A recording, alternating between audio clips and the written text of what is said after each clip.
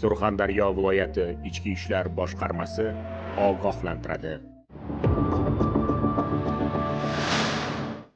Surxondaryo viloyati Ichki ishlar boshqarmasi tezkor qidiruv xizmati kiberxavfsizlik bo'limi ogohlantiradi. Hurmatli fuqarolar, hozirgi kunda respublikamiz, xususan viloyatimizda ham turli firibgarlik yo'llari orqali pul topishni maqsad qilgan kimsalar uchramoqda.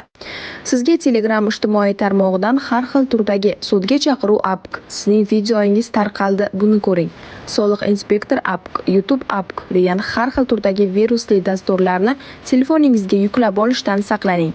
Ushbu virusli dasturlar telefoningizga o'rnashib olishi natijasida Telegramingizdan chiqarib yuborish, telefoningizga ulangan bank plastik kartangizdan ko'rinmas holda pul mablag'larini o'zlashtirishi, telefonlaringizda shaxsiy ma'lumotlaringiz orqali onlayn kredit rasmiylashtirilib, boshqa hisob raqamlariga o'tkazilish holatlari uchramoqda. Sizdan Telegram messenjerlaridan har qanday shubhali apk dasturlari kelganida ularni ochmaslikka, bank, soliq va boshqa turdagi dasturlarni Play Market yoki App Store ilovalari orqali yuklab olishingizni so'rab qolamiz.